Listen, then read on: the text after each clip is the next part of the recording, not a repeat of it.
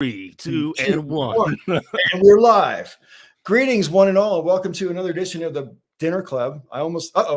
He's gone. What happened? There he comes. Technical difficulties. Anyway, Apologies. I meant to another refresh. edition of the Dinner Club one-on-one interviews. My friend Tooltime. Is it okay if I call you by your first name? I see it on the screen there. So yeah, Peter. So I want to thank you for doing this. I know that your time on the weekends isn't always that available. So that's why we don't see you in as many jamborees as I might like to. But I always appreciate your time. Anytime you come and join us, it's always great. How have you been? I've been all right, hanging out. It's funny that you had mentioned coming on the weekends because I've been running a D&D campaign, and I'm the dungeon master, and I get all my friends together that are going to be a part of the campaign, and everybody's trying to work out their schedule and take a guess what the one time they figured out would be good for everybody was. I'm like, oh, Saturday nights, I can just barely do that. I might be slightly brain dead, so they'll be expecting me to, narrate things going on. And they're like, oh, what's this character's name? I'll be like, I don't know. But I think I'm just going to have to get things where I can roll on tables to generate names and stuff like that. It's like, right. The name is rolls 20-sided dice. So-and-so rolls another 20-sided dice. So-and-so. Wow. I haven't actually ever played what I would call an entire game of Dungeons and Dragons. I've sat in on games of Dungeons and Dragons, but they go on for weeks. This was back in the 70s. And it was almost impossible back then to get the same group of people organized because it wasn't online. Obviously it was in person, and, we just got to be too hard. But I mean, how long have you been into Dungeons and Dragons? Not that long. So what, 2019 maybe? Because what got you into it? Because it's not like it's a brand new thing. It's been around for ages. So what made you decide to, embark? I guess I've been playing games, of tabletop games of one form or another since I was around 11 and learned to play Magic. And Dungeons and Dragons was one of those games that it wasn't really a thing when and where I grew up. I mean, obviously I knew about it, but since it's become more popular, I've just had more opportunities. So I was like, all right, I'll give this a shot. And I cannot remember an exact moment where it's like, okay, I'm going to try this. Yeah, a whole bunch of people in my family are well into Dungeons and Dragons, but I have not opened that door. Precisely because I don't know if I might be one of those people who just is tied to my Dungeons and Dragons thing every week or whatever. And I don't know. I don't like being tied like that. On the other hand, it sure sounds fun. You know what I mean? And the people that I know who are into it, like my son is into it, and he's super into it. It's one of the axes of his social life completely is Dungeons and Dragons, Yeah, it definitely depends on who you're playing with and whether or not you want to continue hanging out with those people. Like the people, the people in my group are, some of them I've known. One of them is a friend that I've known for over 20 years at this point. Some of them I've known for a decade or more. So, it's that sort of situation. Whereas if I was just playing with a bunch of strangers, I would not spend my Saturday night when I'm tired to do that. You and I have been acquainted now for 13 years, and that sounds really weird because we've never met in person and probably will never meet in person. And yet, even though I don't follow you super, super close, but because I've been following you for such a long time, I kind of get a feeling that I kind of know the kind of person you kind of are, kind of. Do you know what I mean? Which is not, you can't always say that about people that you meet on the internet, But and I'm going to talk more about that later on, because there's a thing that you did back in I think it might have been 2011 or 2012, but that I thought was particularly good, which I want to talk about more in a minute. But as we discussed before we went live tonight, I ask everybody the same set of questions before I get into the personalized questions. And so let's just go down the list here. And I don't want you to dox yourself or anything like that. So just tell me what state you were born in. I was born in New Hampshire. New Hampshire? Nobody famous comes from New Hampshire. You know that, right? What about John Paul Jones? I mean, that's going way back, but Whatever works, man. All right. And were you raised in New Hampshire as well? no, no, I was a military brat. So I Oh, grew up wow. in upstate New York. So uh, yeah, it's interesting.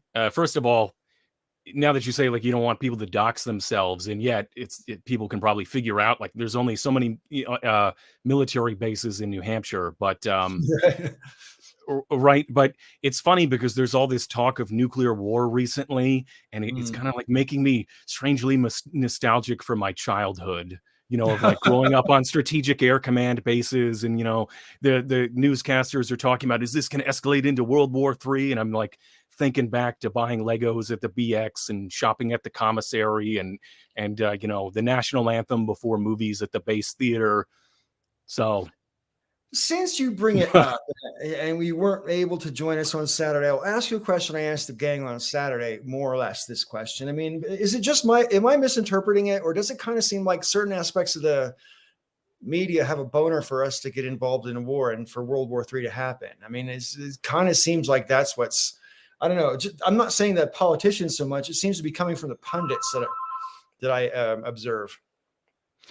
I try not to watch too much of the punditry. Yeah. Sorry. Do you gotta take a call? No, no, no. Thank goodness. No. So I'm all right. So, what I've seen of the punditry is mostly you see a bunch of military analysts downgrading their assessment of the Russian military in real time.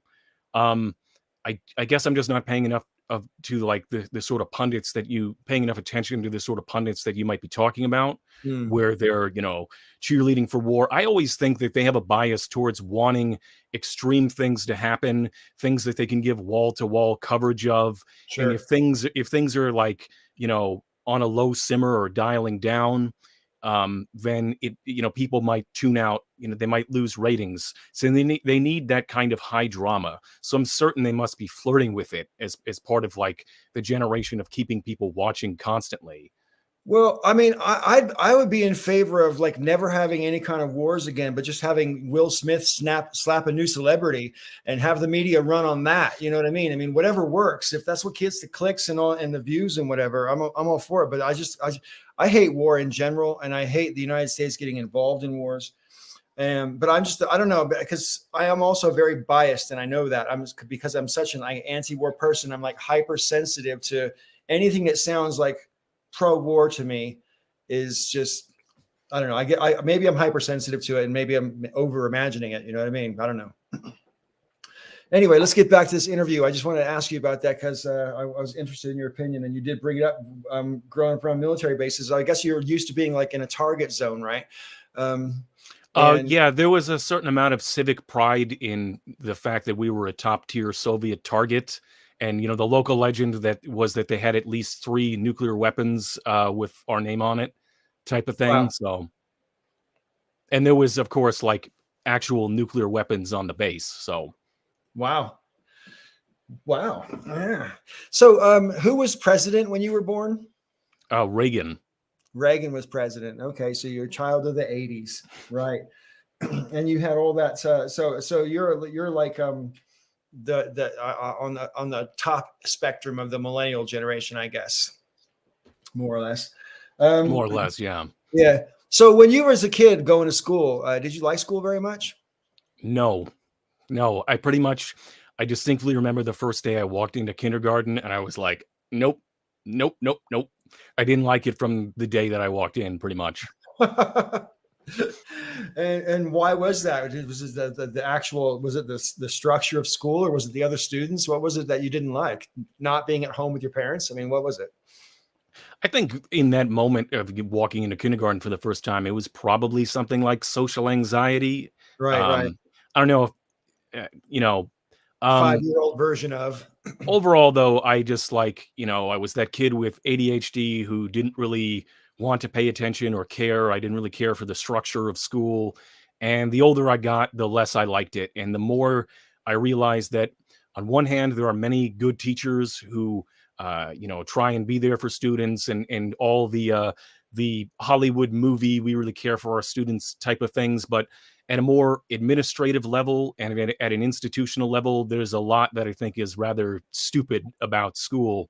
And some of the people like at the institutional level, the administrative level, it's like they're pretty D tier.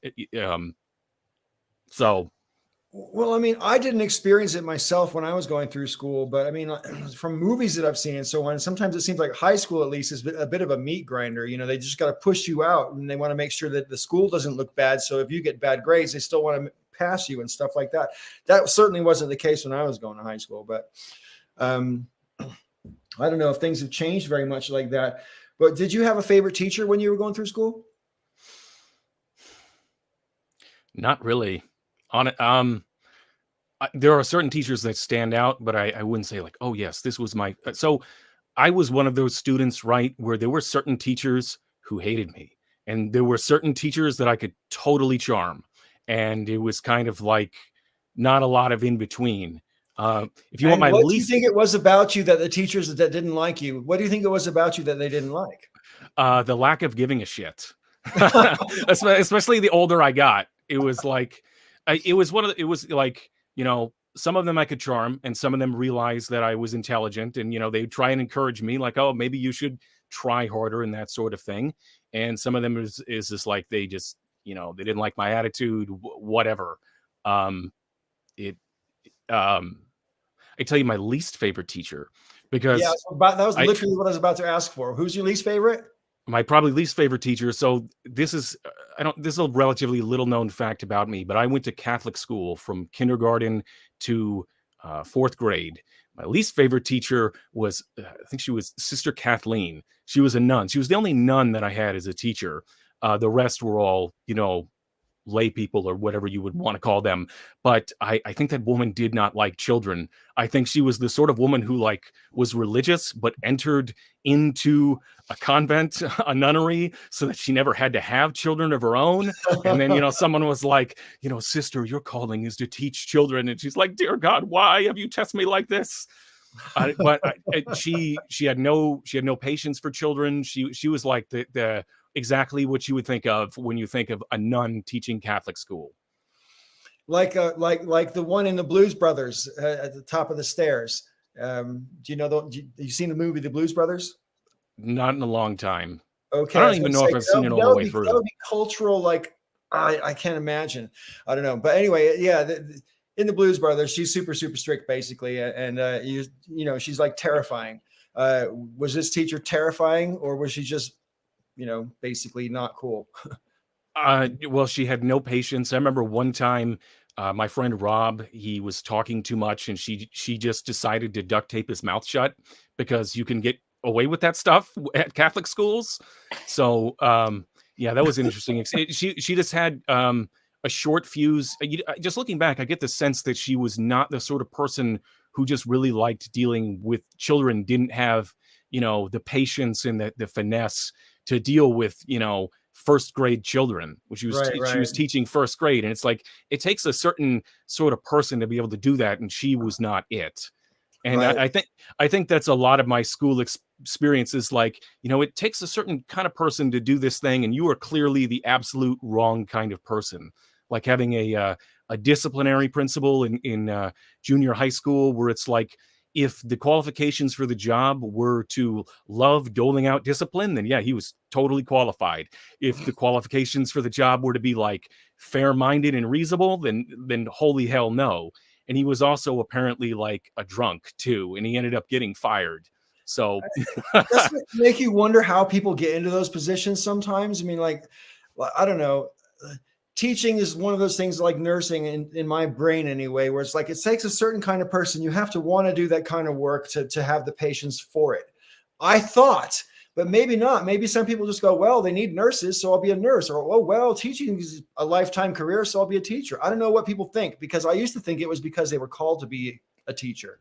Like you wanted to be a teacher when you were a kid, so you grew up and became a teacher, kind of a thing. But obviously it's not that way.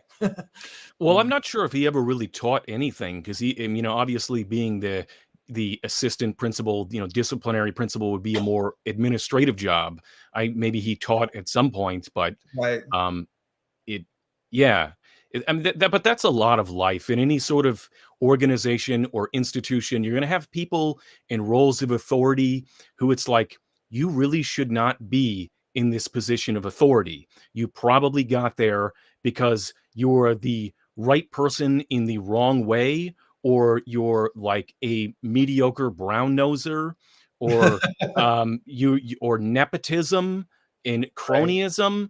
A lot of people are in positions of authority and power in every kind of institution, who should not be there in terms of what we would think of as merit. Like, oh, you're actually good at this job, you're actually competent. No, I mean, they're there for all the wrong reasons, and I think that explains a lot about the world, honestly. I hear that, man. Honestly, especially lately, I'm not sure if COVID changed things or if it's just more evident now. Because I don't know, I'm not sure what it is, but I mean, just take for example, this is off the topic of education. I agree, but I mean, like, the concept of customer service is gone nowadays. You deal with automation and phone queues and stuff you never would have put up with, say 25, 30 years ago. But now it's like you don't have a choice. You can't even sometimes get to a real person anymore. And it just, I don't know. It makes me sound like old fuddy duddy, but I feel like we've lost a lot with the concept of customer service seems to be going out the window. I believe the term you're looking for is Kafka-esque. Because Explain. Okay, so Franz Kafka. I'm sorry. Yeah. Got you. I got it. It's just a bit slow in the uptake there. No, I know what you mean, though. I think, though, that it's a part of that is because they figure that they have these automated phone systems, that it saves money because they would have to otherwise hire actual customer service people. The other thing is like a deflection of responsibility, because they're just, the people who work in any sort of customer service position, like you're talking about, they're there to take flack. They have no power to change the situation most of the time. They're there to get like yelled at. And so there's probably a hidden upside to it being harder to reach an actual person, because the average person who's going to call customer service is going to be some Karen who wants to complain. And I don't wish that on anyone. And it can be frustrating for people like us who have to deal with some sort of, press one to reach whatever. But at the same time, yeah, I think it's a combination of they're trying to save money by turning to automated systems, and like a lot of customer service is just being a flack catcher for people's bullshit and dealing with the Karens of the world. So I hear that. I hear that. Getting back to, I want to get back to you going through school. So when you were like going through regular school before higher education, were you a good student? Did you get good grades, that kind of thing? No. That surprises me. And is that because you just didn't like school, or what? Because it's not because you're dumb. I know that for a fact. So, what would you just not like school? Probably ADHD, a lack of meaningful adult supervision. It's not to say that I had like no adult supervision, but not the like you need to sit down and do your homework kind of adult supervision. Right, sure. See, I cheated my way through school because I got good grades on tests, right? So I realized that all I had to do is pass tests, and so I never did homework. So that's not really great, but it worked. Well, see, I was the same way, where I could pass tests really easily for the most part. There were, certain subjects that eventually I was terrible at spelling, especially as a little kid. But the problem is, it must have been the way that they structured the grades at your school that passing tests was not enough. It was like barely enough grade wise. So, yeah. Yeah, I mean, that was in high school when I got away with that. And there was one class, the only class I ever got an F in, and that's because 50% of your grade was homework, and I didn't do any. So even though I aced the final exam, I still flunked it. But yeah, I think though the longer I was in school, it was more a matter of, what we were talking about earlier, where I realized from a fairly young age that adults, most kids grow up and they think adults are this, that, or the other thing, and they kind of look up to them, think that they're capable. Like I saw through what adults really were from a fairly young age, and I'm kind of one of those people who doesn't really. It's not that I don't want to say don't trust authority. It's that if I think you're incompetent or wrong, or if the rule is stupid, then I'm not going to follow it if I can circumvent it. If that Would makes you call sense. yourself a nonconformist? Would a real nonconformist ever really call themselves a nonconformist? That's a good question. I'll have to think about that. It's like one of those trap questions where it's like, oh, you call yourself a nonconformist? Oh, that's exactly what some poser Right, pretending right. to be a non. Yeah. But yeah, I guess I lost respect for adult. Not every adult, but like adults as an idea from a young age, and I kind of just got tired of school from a fairly young age. I'll tell you a true story, right? So I moved to England in 1989, and because my wife was pregnant and I knew it would take me a while to get back into broadcasting, I took the first job that I could get while I kept on looking for radio jobs, right? And I got a job at this factory out in the middle of nowhere in the countryside. And it was my first experience I worked with some genuinely, I don't mean this unkindly. It's just an observational. I suppose it's a fact, but it's not a fact. It's my opinion. But I mean, some genuinely stupid people, like adults. And prior to that, I didn't think adults were stupid. I thought that, sometimes kids were stupid, but by the time you grew up, you weren't stupid anymore. You figured shit out by the time you grew up. I thought, but I mean, I work with people that like literally couldn't reason hardly at all. I've also worked with people who are illiterate, which is not necessarily unintelligent. It's just illiterate. You know what I mean? But I didn't really realize that there were functional adults in the world that were as stupid as those people were. And it kind of was a real shock to me. And I can't believe, because I always worked office jobs my whole life. So I worked with people who were, relatively on the ball. And then I got this job out in middle of nowhere factory, and I just couldn't get my head around how stupid people were. And then I've learned since then how many stupid people there are that I didn't really realize. It's sobering. Okay, so how old were you when you got your first car? 18 or 19. Okay, and was that your parents' car, or did you get your own car? You mean the first car I drove or the first car I bought? Well, I mean, the first car you own that you called your car. I mean, sometimes that is a parent's car, and sometimes it's not. I mean, yeah, no, I was 18 or 19. What kind of car was it? It was a Honda Civic. No, not a Civic. It was a Honda Accord EX. I think it was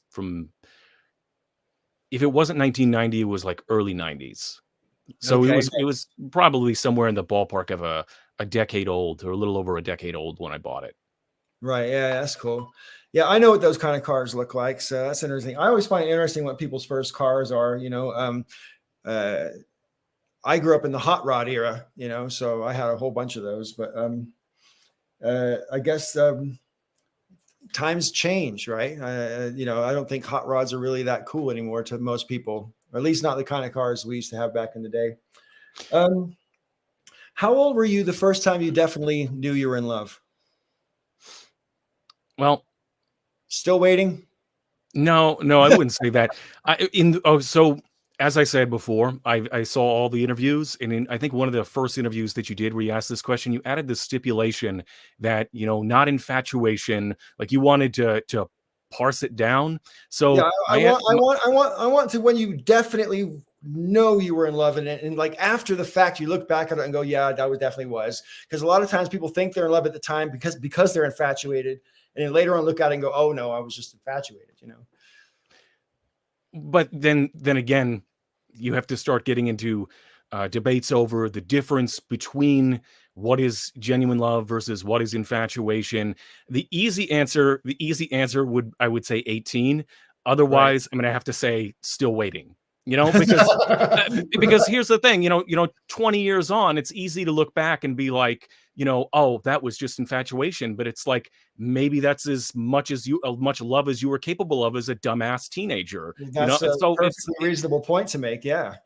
it's yeah. If I continuously second guess myself, yeah, it's like those are going to be your two answers. Either it was when I was 18, or it was still waiting. One of the two. Wow.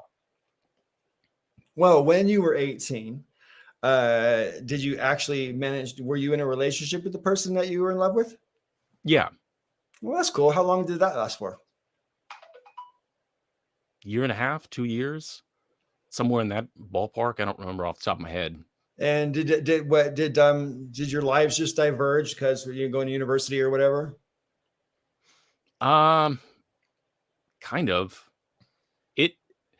I mean, to be brutally honest, and it's kind of like turning these things into like weirdly personal. I wasn't sure how like weirdly personal this interview was going to get, but I would say that I kind of realized that, and this is going back to the second guessing the thing, that I was at that age not really ready to be in a serious relationship, which I had kind of jumped into, and then realized like this is not what I want, and so I broke things off, which didn't necessarily go that well in a lot of ways. I mean, it sorted itself out eventually, and we still keep in contact to a certain degree, the way that a lot of people do in the age of social media.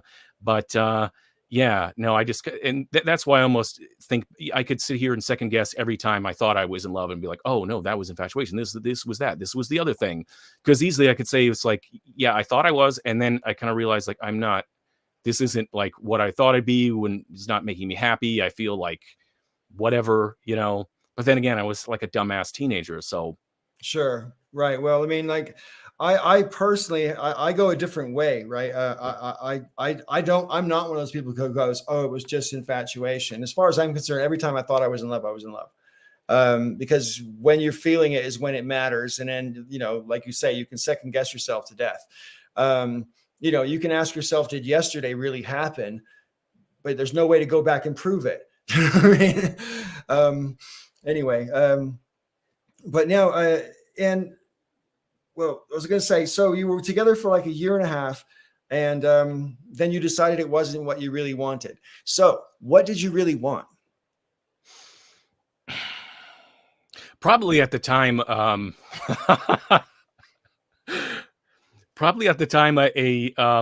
more compatible girlfriend, for one thing. Somebody who was, I don't know. I don't want to put her down, but it's like I guess I kind of realized like why am I in this situation when it's not? I don't know. It's hard to explain. I understand. I mean, sometimes you get attracted to someone for reasons which are initially attractive, but when you get to know them better, those reasons have less shimmer than they might have once done. And then, reality sets in as well. Yeah. That's a good way to put it. It's like, get to start to wake up to reality sort of phase of things. And I was like, oh. Yeah. So, and after high school, I'm right in saying you went to college, right? Mm-hmm. Yeah. And maybe it's my misunderstanding, but I kind of had the impression that you got a degree in philosophy. Is that right? Correct. Right. Now, I don't mean this the way it sounds, because you've heard this question hundreds of times from other people, I have no doubt. But what did you plan to do with the degree in philosophy before you took it? What was your thinking, and has your thinking changed since then? What did I originally plan to do? Teach. Yeah. Like So a lot of people want to become educators or whatever, and philosophy is really good for that, for example. But I don't know. Yeah, be a philosophy professor, probably write books and that sort of thing. That was kind of my idea going into it. It's one of those interesting things where I did not, as you might guess from my description of my experience of school prior to college, that I did not go to college immediately after high school.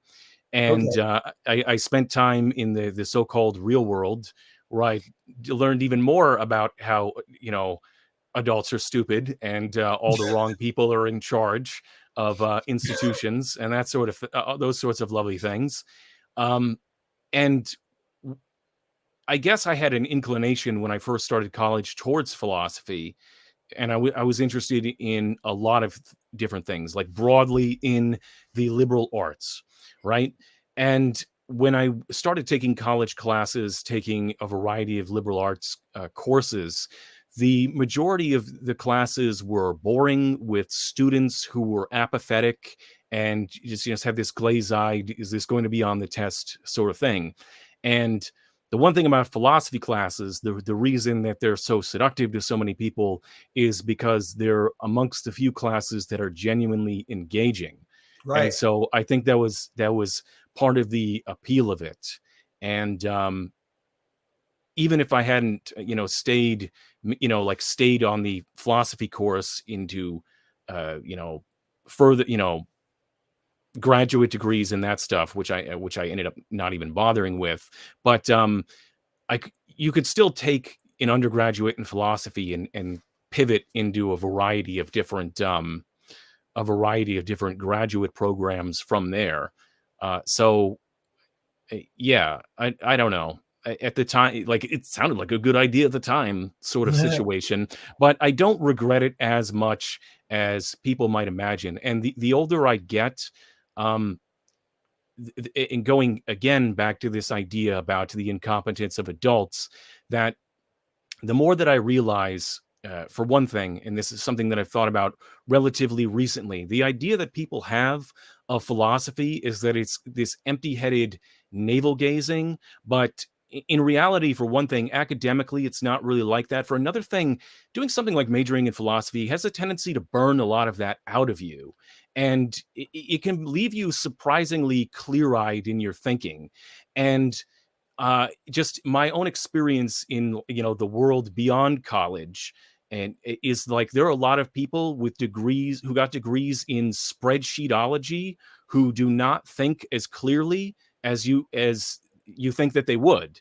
And Right. a lot of businesses and uh, other sorts of things are run by people who it's this they have so-called more practical degrees and can think in rather woolly-headed ways. Um, I could go on about that, but I don't think that it's as impractical in terms of ways of thinking. There's obviously certain things that you can study that will teach you very practical skills that are very specific. You mentioned being a nurse before, and both of my parents are nurses, and you have to learn a very specific skill sets. But a lot of things that people think are more legitimate, like majoring in business, I mean, most of those people were like most of the business majors I'm encountered were either like stone cold morons or kind of rigid in their own thinking. Like I said, they end up with a degree in spreadsheetology, and Right. they don't understand the ways in which you can't necessarily make every decision based on a spreadsheet if you don't understand what's happening. I believe the phrase in the UK is at the coal face. you Right. know it's like if you don't necessarily have a full understanding of what's going on, just making up numbers because that's what looks good on a spreadsheet. Yeah, I hear you, man. I mean, I know it's cliche to say it, but I mean, a lot of people get taught what to think, but they never get taught how to think. And I think philosophy, that's what it's all about. You know what I mean? I want to ask you a question. This might sound a bit cheeky, but I'm actually sincere. Do you think it's possible to have a philosophical point of view that no one's thought up yet?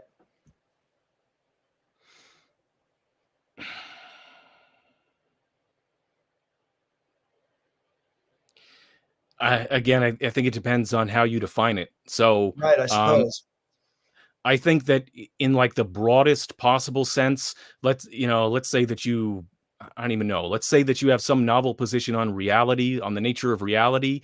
In the broadest sense, that's probably been covered. Like, oh, it's all an illusion. Yeah, somebody's done that. Like, Yeah, it's that's all this. I mean, but once you look at things in a more granular level, then you can say that every person's individual philosophy is unique. So it's one of those things where um, I don't even know how to articulate this properly, but it's I suppose how big you you want to you look at the picture, you know? yeah, I mean, in a narrow sense, like you can have completely idiosyncratic views entirely unique to you, but could those views be then taken and then categorized in ways that have already been delineated within philosophy at large, they probably have been. Yeah.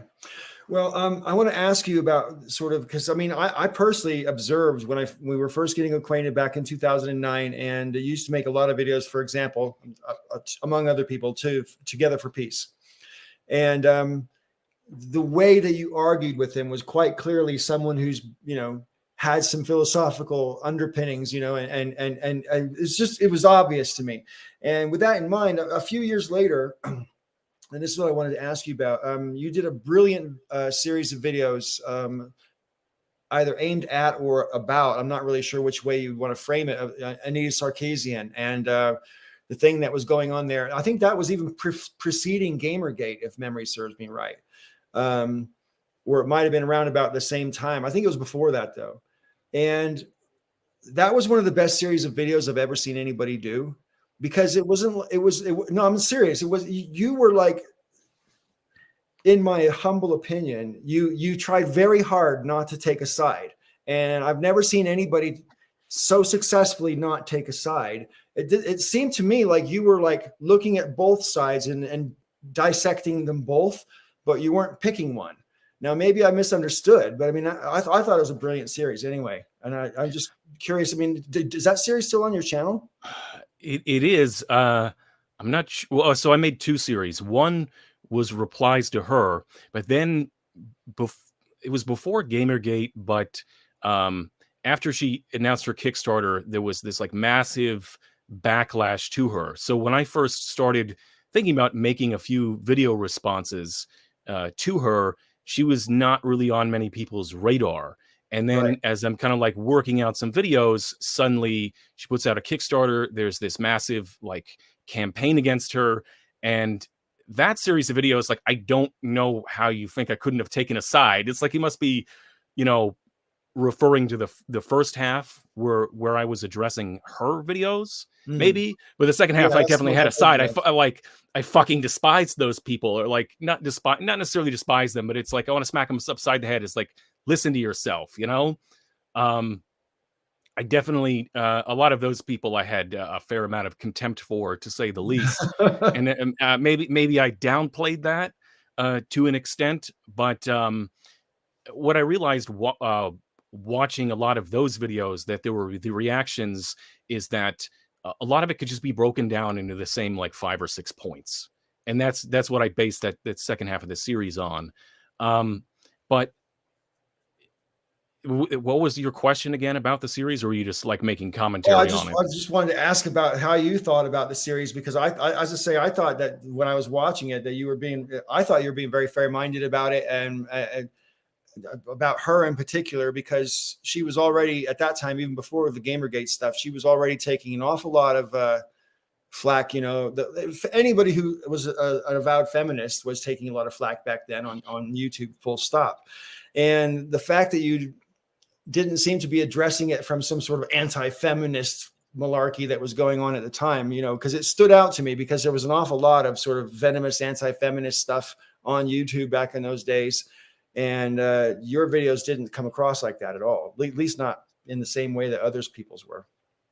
Well, again, I think a lot of the venomous anti-feminist stuff, a lot of those people, and as I attempted to demonstrate in that, they were making the same repetitive arguments, which weren't very good arguments, and they had this kind of knee-jerk reaction. And that's the thing. Like, how would I put this? That doesn't sound like, I don't really care about Aydah Sarkeesian. I don't mean as a person, but I think a lot of people got just like very emotionally invested. I think if you were Yeah, to put her and I into a room together, we would probably get along pretty well and, like geek out on whatever. That's not to say that we become like best of friends or agree on everything, but we sure. could like, uh, uh, have a civil conversation, and maybe we would get along. But at the same time, it's one of those subjects that almost causes people to like lose their minds. I don't know how, and take things like very personally, and to get very personal. And it's hard to say exactly what it is about me, like why I would respond differently, because I don't want to sit here and be like, well, actually, I am a feminist and I'm such a great ally and blah blah blah. Like, I'm not going to sit here and try and uh, toe that line, and it's like, well, of course, because I come at things from a feminist point of view myself or whatever. To a certain extent, I probably do, and I was certainly not unfamiliar with that, with her line of thinking, probably because I'm also a college educated person. I think that's part of it too, is that some people, they just seemed blindsided by her ideas. And because I wasn't blindsided by, because her ideas like have a, not a frame, I guess you could say a framework, but they have a context that not everyone is necessarily aware of. Is there's a train of thought, and being Right. a college educated person, I am not entirely unfamiliar with that style of thinking. I think if I remember correctly, I mentioned in my video series that I've like, read Bitch Media, or not Bitch, like Bitch Magazine in the past, which she was like making some of her videos, some of her early videos she was making for Bitch Media before she did the Kickstarter to finance her videos. And so because I, wasn't like blindsided by by that sort of manner of thinking, I could look at it more rationally. Mhm. And to me, like, it was almost like my original idea when I found her videos. It's like, it probably would have been like a one-off video where it's like, I think that, you're looking at this wrong or that wrong. Because I think I have a problem with the very idea of trying to sweep everything into a trope and then say, paint everything with the same brush because it can be swept into a trope. And I think I tried to demonstrate that by examining individual pieces of media, like Why the Last Man and stuff like that. That was they recently made a show of that, and it was already canceled. And but it's one of those things where it's like, okay, if you actually look at this in context, what is it saying? You're trying to say that the trope says this, but the actual media says that. Right. And it's yeah, I just didn't think that a lot of it, works the way but that entire idea is part of a larger uh, concept about how people consume media, how people absorb media. And a lot of people are dumb, but not everyone's that dumb. So I think that on one hand, the way that she analyzed media, and the way that she grouped everything together in tropes and then made comments about those tropes, I had some objections to that, specifically when you look at specific examples that she cited. On the other hand, I wasn't one of those people completely blindsided by that way of thinking that caused me to just like lose my mind and I think that explains it really well. feminist woman bad.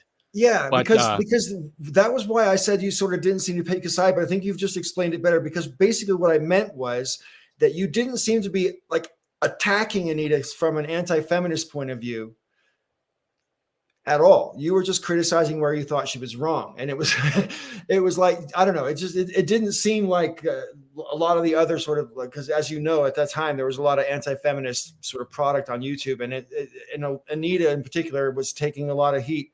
I think it was probably after your videos that Anita got really like a lot more heat than during. Did you ever personally interact with her in comments or anything? I don't think so. Yeah.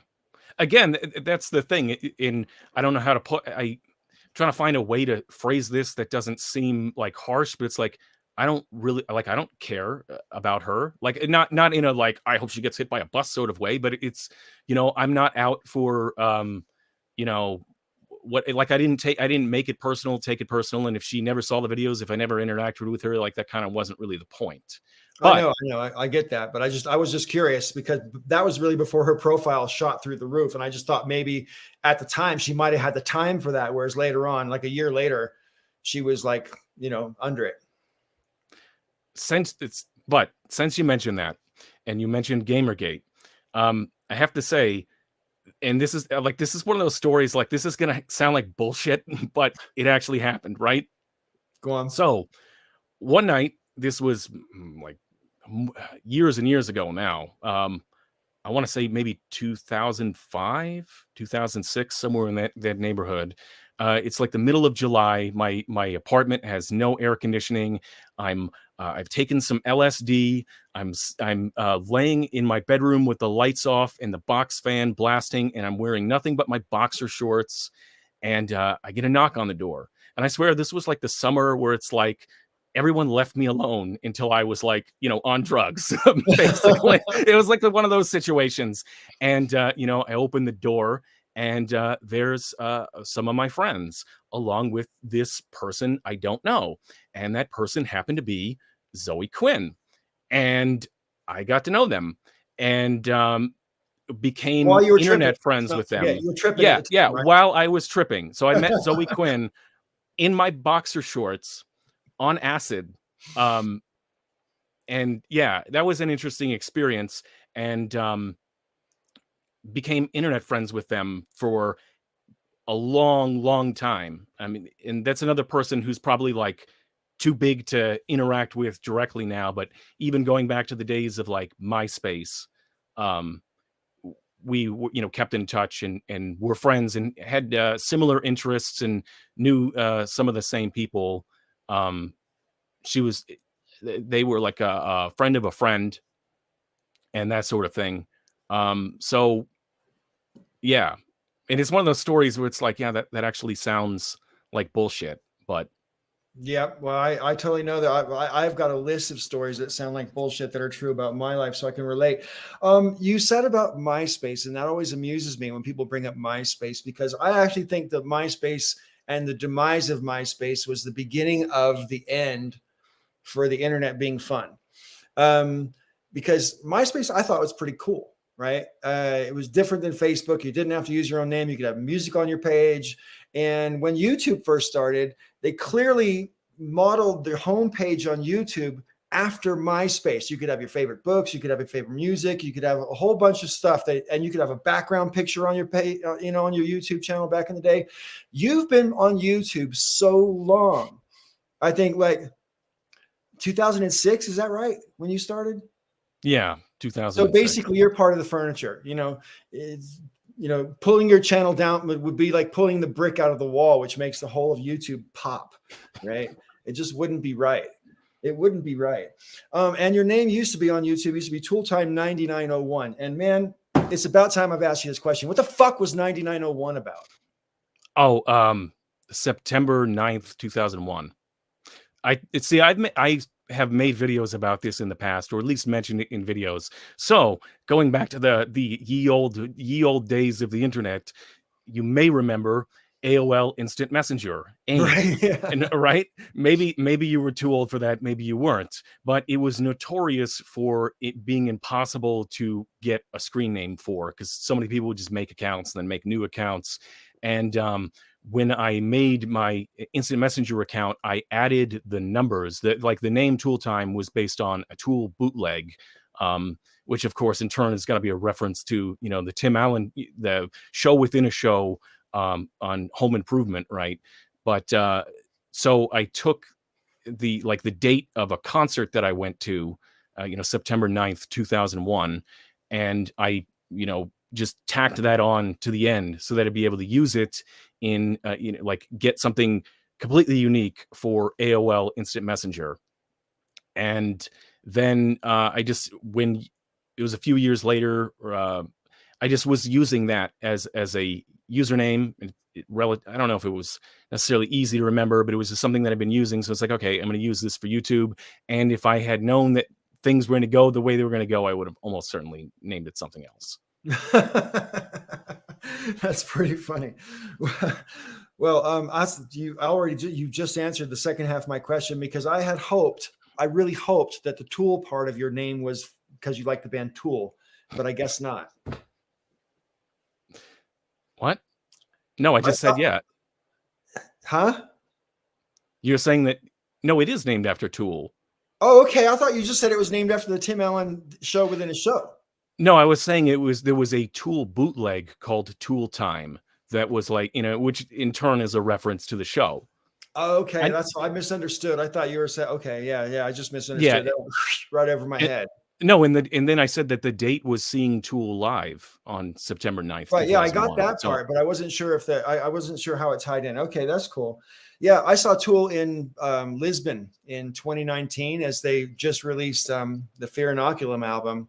So it wasn't properly the Fear Inoculum tour that's going on right now because they only did 2 songs off the new album at the time. So I think I saw a lot of sort of regurgitated of the previous tour in terms of the stage show and whatever.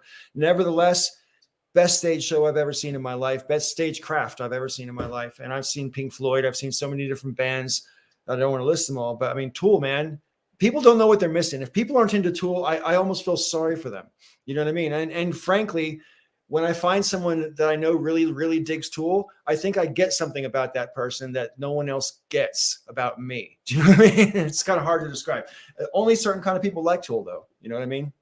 I guess, although being a Tool fan itself kind of became a bit of a, I don't know, a cliche after a while, and got its own associations where people, or I don't know, people make up their own associations with that. But it's interesting because I've seen Tool 4 or 5 times, and their stage show has definitely evolved. I of course will have I guess a soft spot for the time that I saw them in 2001 because I was like, 15 feet from the stage or whatever. I think it's Right, the only time that I saw them where I had floor tickets and, was, 20 feet from Justin Chandler. right. But yeah, I feel like one of the times that I saw them, I thought like, oh, the projectors in the stage show wasn't quite as good this time. But the last time I saw them, probably on the same tour that you did, they took like a 15 or 20-minute break. I'm like, yeah, they're getting old. I Yeah, don't remember right. them taking like 20-minute breaks before. Yeah, right. No, that's pretty funny. When I saw Pink Floyd, that in I guess that was 1988. It was the Delicate Sound of Thunder tour, and that was my first experience of taking LSD. And I used to swear prior to that I would never take LSD because that's a man-made drug. And I had this whole thing about taking natural drugs at the time. Anyway, but we're in the parking lot, and we all had to buy tickets off of scalpers. And one of the guys I bought ticket from said, "Hey, you guys want to take these trips?" And so we all split them fine. Anyway, and so it's a beautiful sort of twilight as the concerts gets going, right, and everything. And then the band goes for like a 15-minute break, like you just said for Tool. And of course, because we all bought scalper tickets, me and my friends weren't sitting with our friends. We were all just amongst a group of strangers. And anyway, so it's getting close to dark, and the band is still off on their break, but they've been off stage for like 5 minutes. And suddenly they turned on all the floodlights in the stadium. Fuck me. I went, ah! And so did everybody else around me. And it was such a comforting feeling to know that I wasn't the only person tripping around me. But man, when they turned on those lights, it was like getting hit with cold water. Anyway, I'm going to get back to my list of questions here and return to other interesting things as well. So I want you to know that there's no right or wrong way to take this question. And since you've watched all the interviews, you've given it some thought, I'm sure. What's the worst thing you've ever done for money? The worst thing I've ever done for money. I actually have 2 answers for this. One would be the social answer, in that it would probably be the one that certain people would go, whoa. And then the next one would be the more personal answer. So the social answer is that I had a summer job one time with Monsanto. Now, you have either never heard of Monsanto or you think they're evil incarnate. Right. Just so for those of you, anyone watching this now or in the future who are, because there are some people who have just never heard of Monsanto. They're one of the largest agricultural companies in the world. A lot of people, if you find genetically modified foods controversial, if you find the patenting of seeds controversial, if you find the use of like certain pesticides controversial, then you're probably one of those people who thinks that Monsanto is like evil incarnate. But as far as the job itself, it was fine. It was like walking around cornfields, self-pollinating the corn, which so basically we had to take these little like corn condoms, we called them. They were these they were like what's it called? not wax paper. I think they might have been like wax paper, something like that. We had to put that over the the part that would eventually become the The stalk of corn corn. corn cobs, and then we had to put these paper bags over the tassels to capture the pollen. And then later in the season, once they'd grown to a certain point, we would take the bag of pollen and then take off the little corn condom and then put on the pollen. It was affectionately known as the corn sex job That's pretty locally. funny. And Um, you're saying that's the worst job you've ever had? It sounds like a blast. no, I'm saying that's the worst in terms of the fact that people were like, "You worked for them?" Because I have Oh, had that right, right. reaction before, right? In terms of the job, like, yeah, I was able to, I was able to have a headphone in at the time, so sat, had my iPod with me, and yeah, no, it was pretty easy, and it was funny because for like a few years after that, they would call and see if I was still available, because obviously it was like a seasonal thing, and they called me a couple times, and I was like, no, I don't even live in that state anymore.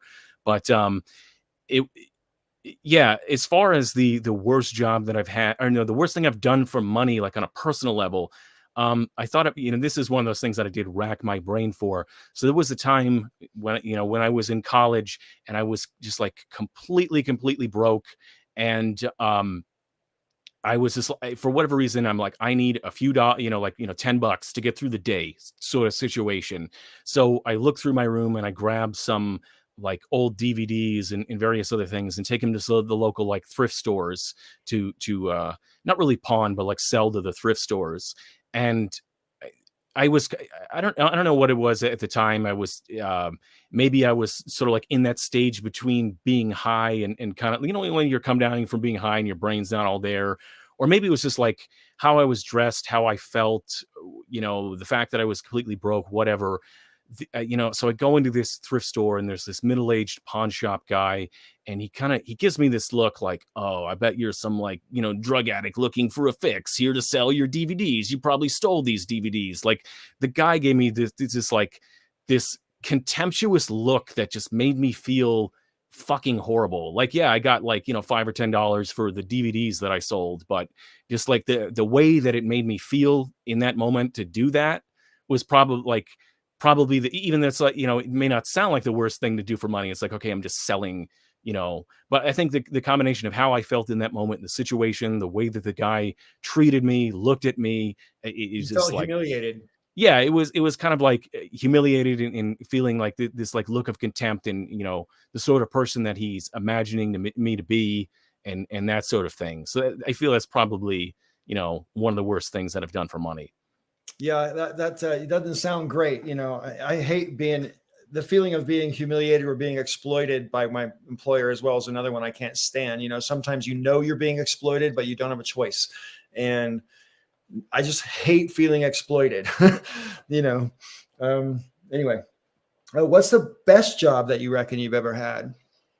The best job that I've ever had. This is kind of one of those flip side of the coin things. Even though it wasn't like a long term job, I think one of the my best job experiences, and I didn't really, I probably got paid a token sum as well as being comped certain things, was doing a photography and video at a festival. And this was, one of the headlining bands that were popular regionally. I knew several of those people. I was also working with another friend who was a videographer, and so not only did I get into the local festival for free, but I also got like like the event badge, and that's the sort of thing that goes to your head. I remember going to the area where you go to get like up to the front of the stage and behind the stage, and there's a security guard there that's supposed to stop people from doing that, and he's about to stop me, and then I like turn my badge around, and he sees that it says like event staff, and he's like, oh, you just like his instantly on a dime changes. He's like, oh, right this way, sir. Yeah, you um, belong here. you belong here. I Yeah. was no longer one of the, because I've been to those like that festival and other ones like it in the past, but to have the event badge and to not want to be one of the little people, and completely, to get your food comped and to get in for free and get your food comped and that sort of thing. It's a different experience. So yeah, I'm gonna go with that for, even though the amount of, I don't even remember if I got paid any actual money or if it was just like a barter thing. Yeah, that's cool. So, Peter, do you play any musical instruments? And if so, have you ever been in a band?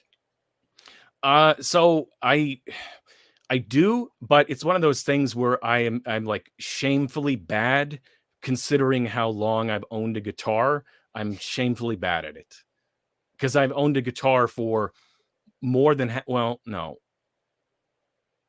yeah, I think more than half my life at this point, since I was 15.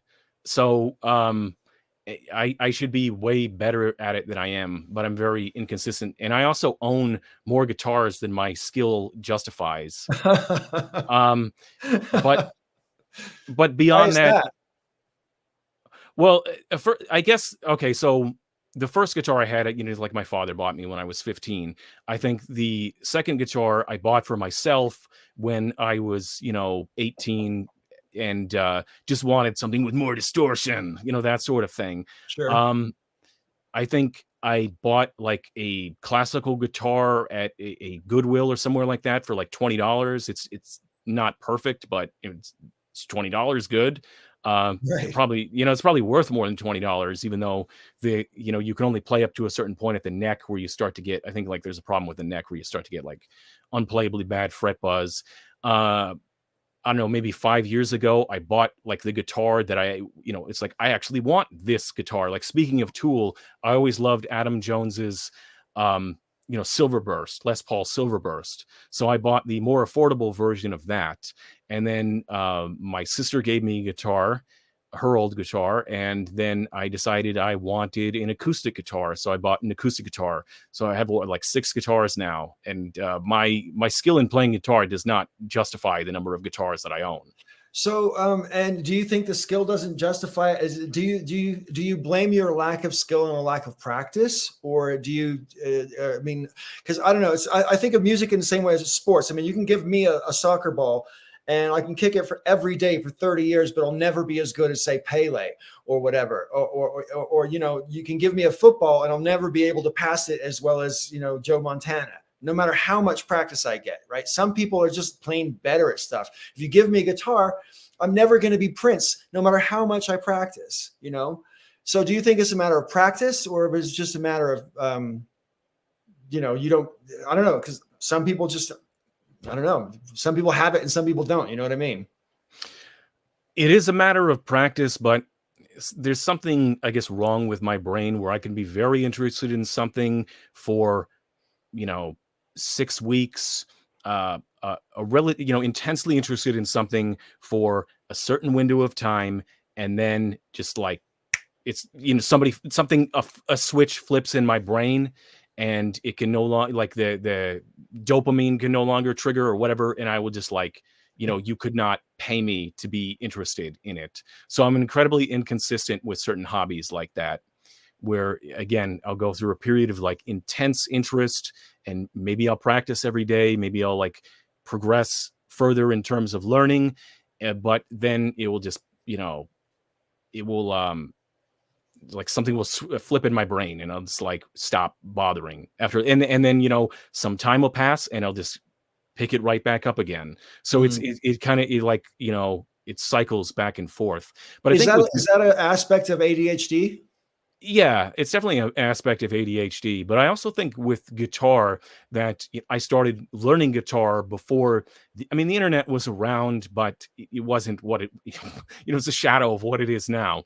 And if I had gotten the sort of instruction that was available today, like it's so much about, so much about my life would be different if I were like, 15 today. And I think that's true of everyone, but getting into specifics, like learning the guitar, I got some like, crappy, doesn't explain worth the shit book from the music store. That's really, especially something like music that's very, obviously it's very musical, uh, but it's very, oral, aural, however you Yeah. say it, right? Um, and just getting some book from the music store and not getting lessons. And then when I did take lessons a few years later at like, 16 or 17 or whatever it was, my music teacher did not do a very good job. He's like, here's how you do certain like practice things, and maybe tried to show me a scale. if I had gotten a better foundation of teaching like the fundamentals when I was 15, I think I probably would have gotten much further with it Right. than I did. And even now, I find like it's a little more of a struggle as or a little less of a struggle as an adult to figure out avenues of like how to learn more, how to get better at certain aspects of it. But it's like I've made progress, but it's kind of halting. Mm, Fits and that's pretty starts. interesting. Yeah, I've always wanted to play a musical instrument, but I really feel I lack talent. I mean, and I have tried. I have practiced. I learned the piano once, but then forgot. And I don't know. I just for me, there's some kind of mental block that says, you can't do something different with this hand than you're doing with this hand. You know what I mean? So that puts most instruments out.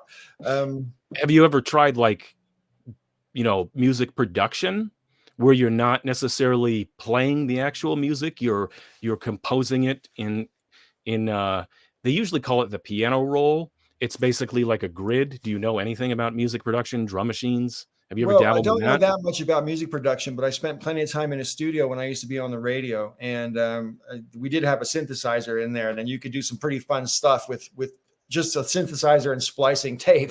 You know what I mean? But and also the effects on the mixing board and whatever. But I never really got into doing it with a band or music or anything like that. I was back in those days, I was like super ambitious about becoming a 6-figure DJ. And that was where my head was at. It wasn't about music or production or anything. It was about, I wanted to be Howard Stern, but not as obnoxious, basically. That was where my head was at in the middle of the 80s. Okay, so I'm going to get back to my list here. And again, give this one some thought. It might not be an immediate answer, but or again, you've given it some thought because you already fessed up that you've looked at all the interviews. So what do you think is the biggest mistake you've ever made in your life? I thought of how I'll answer the question to the extent that the answer is like the genuine truth. But this is true. So I would say one of the biggest mistakes that I made in my life is going back to my first car that I allowed one of my friends to drive it while it was snowing and we were driving back to town. I had the night before I had driven him back to his house and like crashed at his house. Yeah, speaking of being in a band, we were kind of in a band together, but not like we weren't like playing shows or we was like jamming. Right. This was like a good, another guitarist friend, and Yeah. So so you guys should jam together. like I crashed at his house, and the next day we got to go back into town, but I didn't have my glasses were broken at the time, so I let him drive, and the roads were still a mess, and we go to exit the interstate, and he takes it a little bit too fast and fucks up my car. And it wasn't obvious the extent of the damage at first. It was the point where I could still kind of like drive away, but then it became more and more apparent that there was damage that at the time I could not afford to get repaired. So I basically ended up selling that car for scrap. And wow. I think that like basically altered the trajectory of my life at the time, not having a vehicle. It's not that it didn't like ruin my life, but what I would have, like the way things would have gone had I had a vehicle in that period of my life would have sent things in a different direction than like not having a vehicle. And so, yeah, that was a mistake letting him drive my car, at that moment when it was, still snowing and that sort of thing. Yeah. Well, but who knows? Maybe if I had driven, maybe I would have done the same thing, There's always that. I mean, that's the whole, what if even if you just leave your house a minute later than you would have done, everything that happens differently because of it. Right. So, yeah, wow. That's I've done that. I've loaned my car and got my car back after it had been in an accident. It's not fun. So I fully appreciate that the feeling that you must have had. As far as being without a car is concerned, I mean, I don't know. In America, I don't know how anybody can get on without a car for any length of time, really. When I lived in the UK, I didn't have a car at all for 31 years. But they have an infrastructure there that, doesn't strand you if you don't have your own vehicle. Whereas here, unless you live in town and you want to work in town and you don't want to leave town, you need a car, Yeah, no, at the time I was, living in a town, it wasn't a, it wasn't a big place, maybe somewhere in the neighborhood of 20,000 people, but at the same time, pretty much everything was within a 2-mile radius. Like I was living in the down, I was living in I had an apartment in the downtown area, and pretty much everything was in a 2-mile radius of that. Um, except for the higher paying factory jobs that might have, and, various other opportunities that, I were kind of out of my reach, not having a car. So Right. it's like I got by, but it still affected me. Like it kind of narrowed my horizons, not having a car, changed Mm. my lifestyle, narrowed my horizons. And I mean, I could cite other examples like that, but again, that was kind of it was not just like the fact that I made that mistake, but it was more that it was at kind of, I guess you would say like a pivotal period of my life, being like 19 at the time. So, Mm. What I should have asked you this earlier. What kind of work do you do right now? I don't want to go into that. Okay, Like, yeah, you don't work is what you're saying. I get no, it. I I do get it. work. I get it. You're comfortable. I get it. It's fine. Honestly, it kind of goes into you didn't want me to name the town that I was born No, in that's because fine. That's that, fine. like, yeah, yeah. Yeah, no, I fully respect that. That's cool. So, what do you think is the worst lie that you've ever told? The worst lie that I've ever told. Um, you mean, yeah. It's hard not to just come up with a bullshit answer for this because that's just the sort of person that I am. For example, um, I remember again going back to the fact that I went to Catholic school. We'd go to mass, I think, every Friday, and the only time we must have gone to confession on a fairly regular basis, but the only time I can remember actually going to confession was I told the priest that I had stolen cookies from the cookie jar because I was sitting there like, with the priest, and I know in my brain that I'm supposed to confess. And I guess I should add as a caveat here that my family was not Catholic. I was not sent to a Catholic school because I came from a Catholic family. That's a whole other story. But so coming from a Protestant family, it, I wasn't totally into the Catholic thing. I wasn't being told like, you gotta do this with the priest, you gotta confess with the priest and get your confirmation and all of this. I wasn't getting the reinforcement of the Catholic view. So I was somewhat blindsided by the concept of confession, although I like understood, in the abstract. So I'm sitting there like trying to think like, what do I say to the priest? Like, and then finally I thought of the most cliche thing possible, which was to say that I stole cookies from the cookie jar. And the priest was like, yeah, okay, you do your confessions, except not only did I not steal cookies from the cookie jar, we didn't even have a cookie jar. Because my mother was one of those people who didn't believe in keeping junk food in the house. Like we did not have a lot of junk food growing up, and any sort of dessert or cookies, any of that would have been a special treat. So there was no cookie jar. And why do you think that was the worst lie you ever told? No, I just thought that was a funny anecdote that I could share to deflect from answering this question for real. But I was honestly though, I would say that I'm a fairly honest person. I'm more like one of those people who it's like, could I really think of something else that is worse than the thing that I mentioned? Probably. And then I say it on a video that's going to be watched by who knows how many people? No. I'm more evasive than I am a liar. And yeah, so I honestly don't. I can't, like, nothing really comes to mind like the worst. Like, Well, because you can it answer would it all different be ways. like It's a like lot of the things that which lie made you feel the worst, or you could say which lie had the worst consequences. There's different ways you could take the question. I don't think I've ever lied in a way that's had serious consequences. Most of it's like bullshit. Like, God, I wish I could say that. I mean, I'm not saying, well, here's the flip side of that is like sometimes not lying has consequences. You know what I mean? Like, there's a downside to honesty as well. Oh, And I there live are that times life. that So I hear probably you. I could have averted things by bullshitting and lying more. But I can't really, like, times that I lied that I felt really bad about it. Like, honestly, none of that really comes to mind. And maybe I just didn't rack my brain hard enough, or whatever the experience wasn't emotionally salient enough to register years later. I don't know. Fair enough. That's cool. Hey, what do you think is your proudest achievement? So yeah, this was another thing that I had to rack my brain about, because I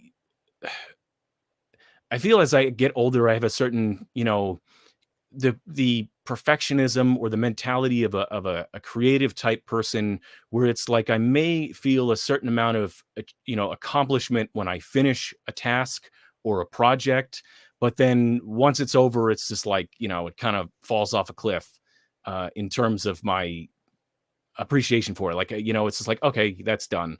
Um, and in terms of what actually stands out in my mind, it's like the further I go back, the more it's like, oh, I actually feel proud about that. Before I kind of gained the more creative mentality of never really being satisfied with anything that I've done, because it's like I'm just going to focus on the next thing type mentality. So again, this may sound like I'm like trying to be overly frivolous, but when I was a kid, they had a geography bee at school, and I at first they weren't going to let the fourth graders participate. They were going to only have like the fifth and sixth graders, because they thought that we wouldn't be able to compete against fifth and sixth graders in this geography bee. And I ended up placing second in beating pretty much all the fifth and most of the sixth graders in this, including beating one of my own older sisters in this geography bee. And another like school accomplishment. This is funny. So I was part of the DARE program. As many, I don't know, they probably might not have had that started that yet when you were in school, but people of a certain age will remember the DARE program. And I was like a star student of the DARE program, and like got all the questions right, and they had me like go up and give some sort of speech in fifth grade or something like that, something ridiculous like that. And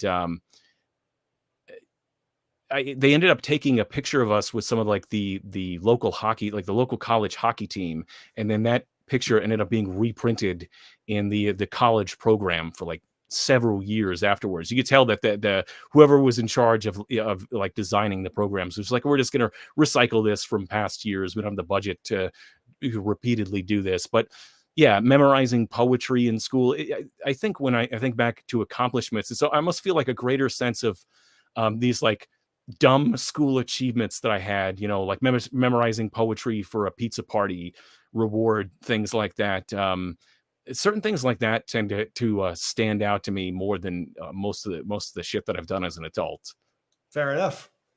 Well, I mean, and I suppose it's because that you didn't back then, you didn't know what you were capable of, and so the fact that you proved you were capable of, blank, was like a big deal. Whereas now that you're an adult, you fully, have a good apprehension of what you can and can't do, and therefore, you don't necessarily maybe feel the need to feel proud of something because you knew you could do it anyway, kind of a thing. You know what I mean?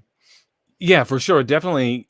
Going back to saying that I didn't really like school, didn't try that hard, and so didn't do well in school on an objective level, grades level. And then it's like, oh yeah, I actually am, more capable than I'm being set up to believe that I am through this institution. Like moments like that, they kind of shine out. I think you're absolutely right in that regard. That's a good Yeah. way to look at it. Yeah. So here comes the frivolous part. Yes, I Bring said it that on. with a straight face. I said that with a straight face. So you get to make 3 wishes, but one of them can't be for you. Go. So in one of the interviews, somebody also mentioned the idea that they would be just almost too paranoid, that it would be a monkey's paw situation, that no matter how you made your wish, it would backfire. Right, right. Um, that's my first inclination.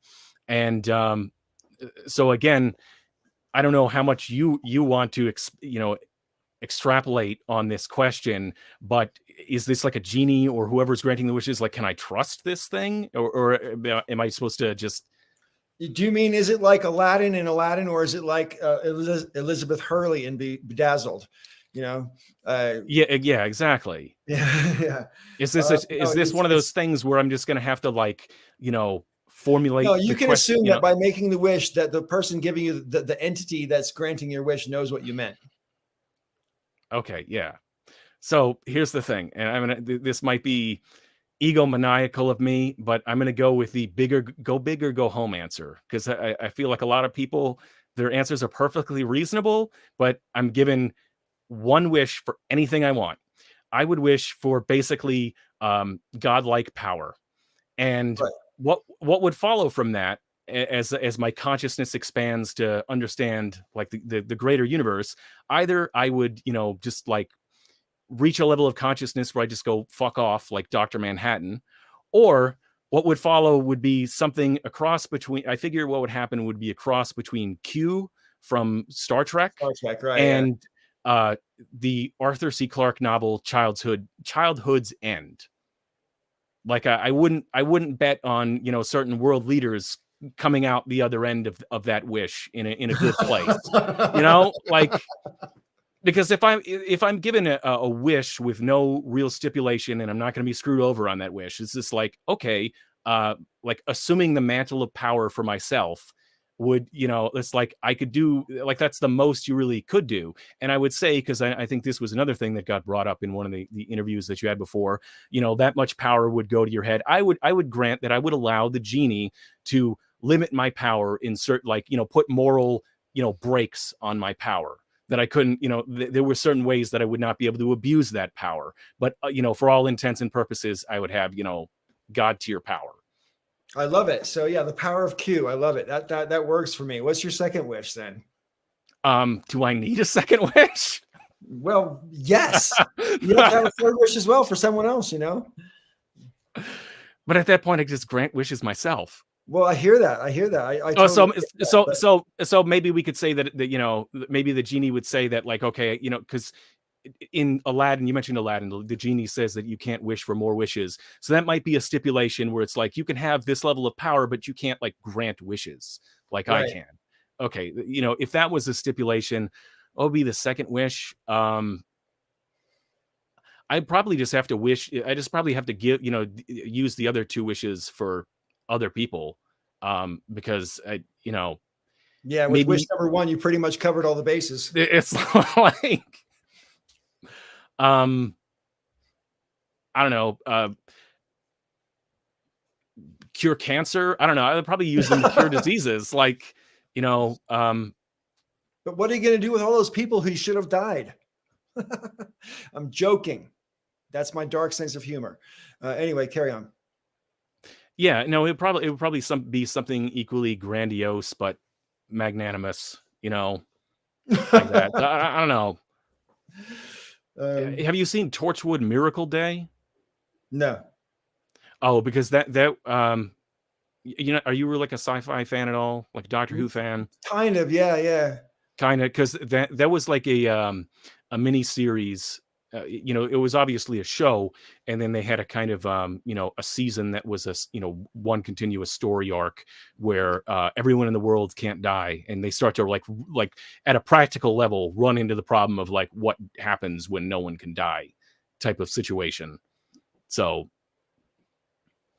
I think I remember a TV show when I was young about something like that. Like the devil came down and fell in love with someone. No, it wasn't the devil. It was the Grim Reaper, I guess.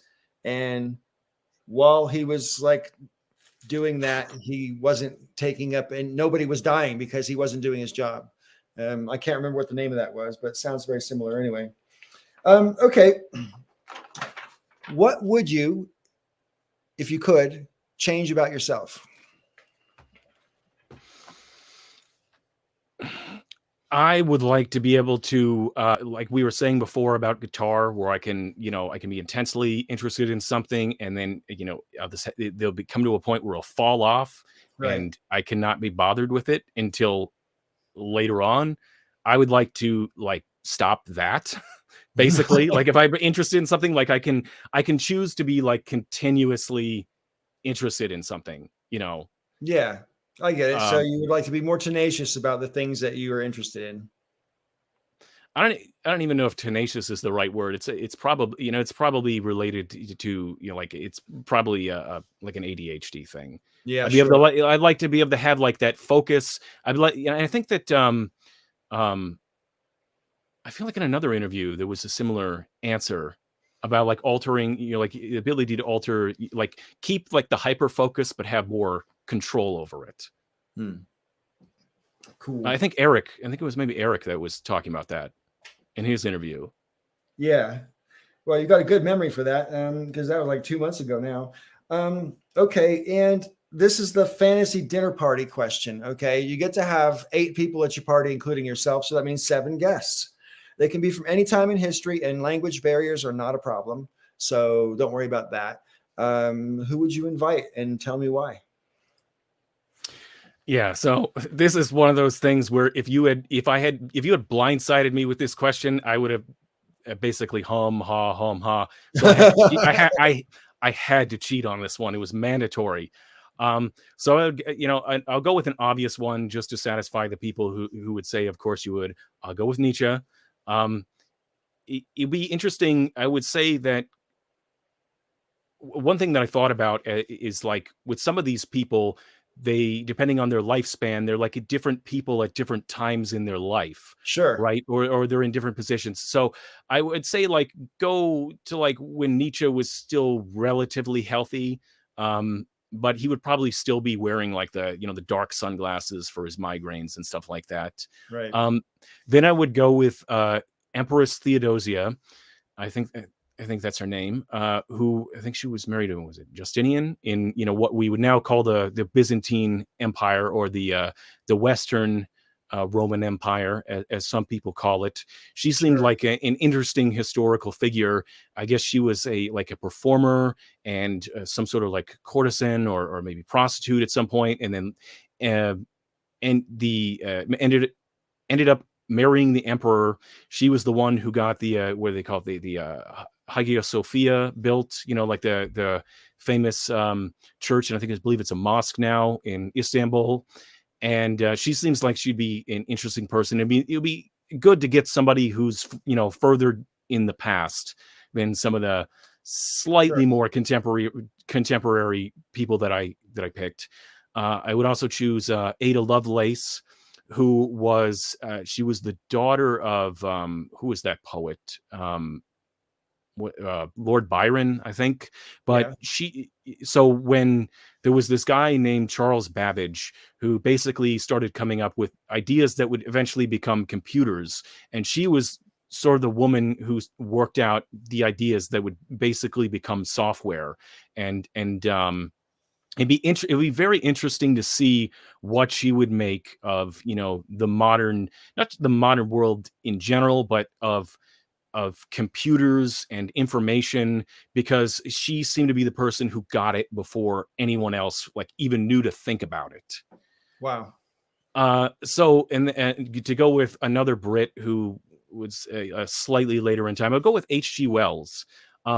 Both for the fact that he was a science fiction writer, for his literary works, but just also, he would be another person. It's like, okay, what do you think of the future and technology and that sort of stuff?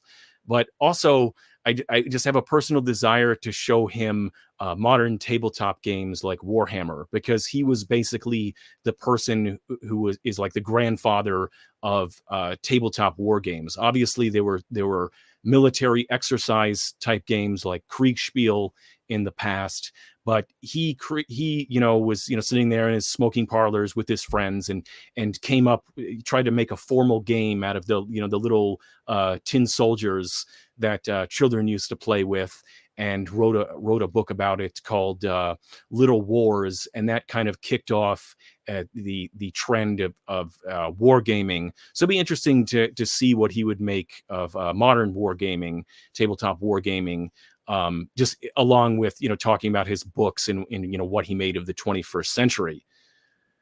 Then I would go with Mozart, not only because he's a brilliant composer, but because by all accounts he was a fairly juvenile person who had a certain filthy sense of humor, and everyone's like, oh, the sweets of Mozart. I mean, the man also wrote a song called "Lick My Asshole Clean," and loved scatological humor. So, and I think that Nietzsche, I'm sure, would fanboy over him, because Nietzsche was a bit of a wannabe musician himself. So to hang out with a famous composer, I think, would be a big deal for him. And then I thought of one it's kind of a bit of a curveball, but it's become an interest of mine within the last year and a half. I've developed a strange fascination with Mormonism, and so I would like to meet the Mormon prophet, prophet in quotes if you prefer, Joseph Smith, because to me the guy seemed like a very charismatic sort of con artist man. And I would kind of I would sort of debate between whether or not I would want to meet him just as the church is starting to take off, or like in the late period of his life, just before he was assassinated, when he was in Nauvoo and basically had declared himself, the emperor of the world, or the king of the world, or whatever it was, and had clearly taken on a more megalomaniacal bent. So I'd have to kind of pinpoint a point in his life where it's like, where he's this kind of rascally con artist, in my opinion. I understand if anyone who's Mormon is watching this is probably deeply offended that I would suggest, but they've also probably heard that before about Joseph Smith. So it's probably not, it's like they'd be offended, but it's also probably not news to them. But really getting a measure of that guy, I think, would be fascinating. But I'm still undecided is exactly what point in his time stream I'd want to like pluck him out of and drag him to the dinner party.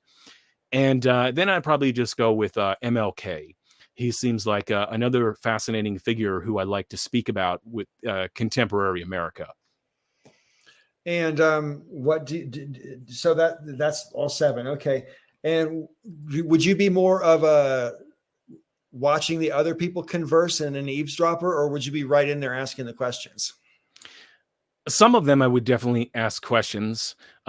Since there's a couple of women at the party, I would definitely be watching how Joseph Smith is dealing with them, because as a famous polygamist, it'd be interesting to observe him trying to ply his charm on Theodosia and Aydah Lovelace. I think I'd probably end up spending a lot of time explaining like the rules and the ins and outs of modern wargaming to H.G. Wells, and asking them, like I said, I'd be asking them questions, I'd be explaining about the modern world and then getting feedback from them. So, and then I think that, we'd have Mozart like playing off in the corner, and I'm sure Nietzsche would be, hanging around trying to be like, you should take a look at my music sometime. Now I've had this debate with other people, but do you think that some people say H.G. Wells invented science fiction, and some people will say it was Mary Shelley? Do you think either of those people deserve that mantle? And if so, why? And if not, why? Well, Mary Shelley's novel was, came first by a long shot. And but it was set in a contemporary setting, and so some people that I argue with say, she wasn't really writing about the future. She was. It's like Gulliver's Travels. It wasn't written about some future time. It was written about the contemporary time at the time. It was fantastical. That's all. Like Frankenstein, Her book wasn't supposed to be fantastical. It was supposed to be extrapolating from information that they were just starting to learn about the nervous system, and Sure. like experiments of like shocking a frog, like a Sure. severed frog leg and getting the leg to twitch. So she was within the frame of reference of her time period, trying to ground it in what could theoretically be reality. My problem with even answering that sort of question, and that's the weird thing about being somebody who majored in philosophy, people try and ask these questions as like, here's your answer. People can't agree on the criteria, so there's no way to answer the question. It's almost like maddeningly frustrating. Like I would personally say, I would personally go with Mary Shelley, but genres are also I think maybe fluid's not the right word, but there's an evolutionary process. And, you can talk about who's the catalyst or who wrote the first book that is clearly, clearly defined as this sort of thing. Like, and it's the same thing, whether it's literary genre or musical genre, you can have the same sort of debates, like who was the first hip hop artist? Yeah. And Who you could say, invented well, jazz? who invented this genre? Who invented that genre? It's like, well, I see this aspect of this in this, but I see this aspect of this in that. But here's the point where we can say all of the pieces that we consider, that we in hindsight consider this, are present at this point, but then we can say, well, these pieces are present here, so why don't we consider that? Like, it evolves. It's sort of like the debates over evolution. It's like, why are there no transitionary fossil? Like, again, it's like any sort of evolutionary process. It can be very difficult. I mean, you can point to exact stages and say, this is Homo sapien and this is Homo habilis, and this you can separate things to a point where it's like, okay, this is clearly distinct from this. But if you see the full gradation, it's just like they just blend into each other on a gradient. Sure. So with anything like that, it's very difficult to pin down. I would say that Mary Shelley's book Frankenstein's probably one of the first books that you can say is has certain identifiable features of science fiction, but it's also it's also related to similar types of horror stories and other genres that were contemporary at that moment. Right. And I don't even think, I don't know enough about exactly what else was contemporary with H.G. Wells to really get into the argument of, he probably had some more ideas to kick around, and he was living much later into the Industrial Revolution, probably past the first Industrial Revolution. So he would have a much greater technological basis to extrapolate from. I don't want to say it was like cheating, but like, you can really only, as much as people like to credit the forward thinking of science fiction writers, I think to a degree, you can only be forward thinking to a point. And even people who write fantasy, you can only completely reimagine another world to a point. Like, I don't want to go on a whole rant about fantasy, but sometimes I think with that, people are, a lot of fantasy authors, they'll incorporate magic and things like that, and they'll incorporate it into the world on a very superficial level. But then you really stop and think about it, and you go, hey, wait a minute, no, this actually would change the world radically. Like, just because most people, just to use Harry Potter, because a lot of people would be familiar with Harry Potter. I hate to sound like a Death Eater. It's not that I'm saying that that wizards would rule over humans, or I'm not saying that wizards should rule over humans. I'm saying that in a realistic version of that world, that they would. Some Right. guy with a wand, can point a stick at someone, speak a couple words, and kill anyone they want. Like, you're telling me those people wouldn't rule the world when regular ass people were able to say, I am a god king. Now go take all those really heavy piles of stone and stack them up real high for my tomb. Yeah, right. Right? Like, a lot of fantasy, it's basically they take a horse, they stick a horn on it, they glue a horn on its head, and they call it a unicorn. Where, I could go on a whole rant about how, a lot of fantasy authors do not actually think that hard about like the ramifications of the fantastical elements that they incorporate in their world. And a lot of fantasies is basically like, medieval, kings and castles and queens. It's like, yeah, but why would it be that way when you have these other fantastical elements? I agree with that. That's one of the things I really liked. I mean, as you probably are aware, I was a huge fan of, and still am a huge fan of, Babylon 5. And in the storyline in Babylon 5, humans have evolved telepaths, and like one person out of every 10,000 or whatever will be born a telepath. And rather than just say, 1.01% of people are telepaths, he talks about the ramifications that would have on society, how people would no longer trust each other, and how we'd have to corral the telepaths and monitor them and all this other kind of stuff. And that to me sort of seemed like more realistic than just saying, hey, some people can read minds and some people can't, but the world just keeps marching on, you know, as if there weren't ever telepaths. You know what I mean? I mean, it would totally change everything if some people could read your mind and some people couldn't, you know? And I like the fact that they talk about what would change and why, and that there would be bigotry against telepaths and how telepaths would feel superior because they are in fact superior, you know, and so on. Yeah, and I'm not saying, I don't want to sound too down on fantasy. It's more one of those things where it's like you may appreciate the book, you may love the book, but then you start to think and you go, huh, huh. And then it starts to, like, you know, gnaw at your mind. But you know, some things do it better than others. Like Game of Thrones, you know, the Song of Ice and Fire series is just an example where there's not a lot of magic in that world, and so for the most part, it does. It's like, okay, you can justify the medieval, you know, Renaissance status of a lot of the worlds, but then you have a certain people, you know, within the history of Game of Thrones, there was a handful of people. They had like the last dragons on the planet, and they were able to conquer an entire continent by being like the only people with dragons. It's like, okay, that makes sense. You know, like the math checks out there. You know, but yeah. So like once upon a time, we used to kid ourselves into thinking that we were the only intelligent animals on this planet, but we know better now, right? And at what level do you personally think an animal's sentience ought to be before we recognize it as having innate rights?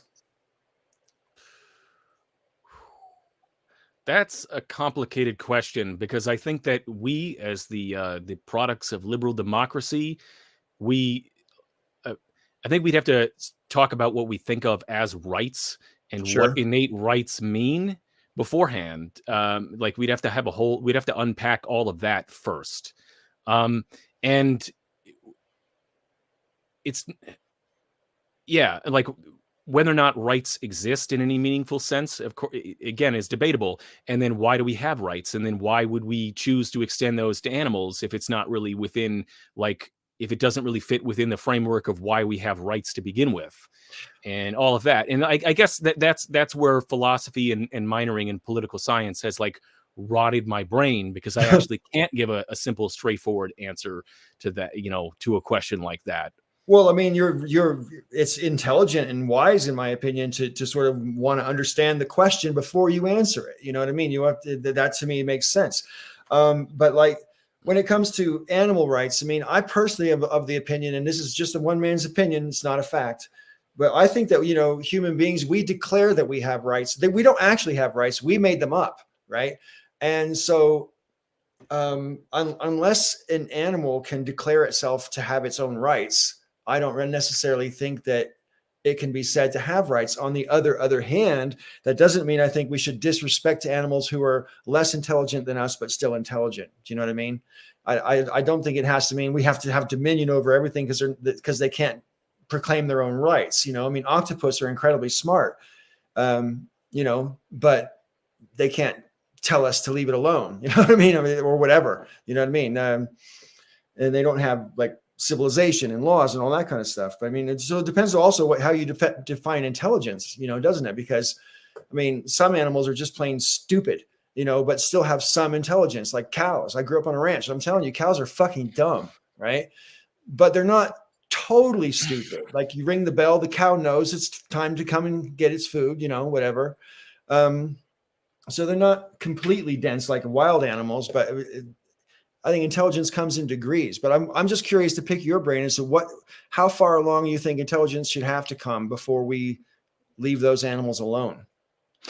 I'm going to suggest that it might be something different altogether. So my understanding, a lot of my study and understanding of rights in terms of like what I studied in college and from other frameworks kind of comes out of political philosophy, and not necessarily just like philosophy generally. Sure. And I'm sure that if people who are, you know, taking an ethics course may look at it differently, but in a sense, rights, as we often talk about them, are part of the operating system of making society function.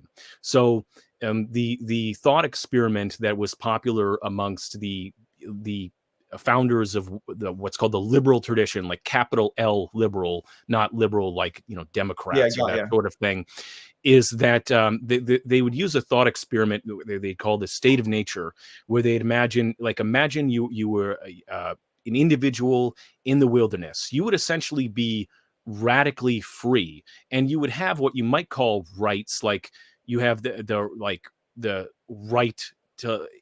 I don't even know if you could really say that you would have rights at that point. But so you, in a state of nature, you'd have this radical freedom, but it would suck.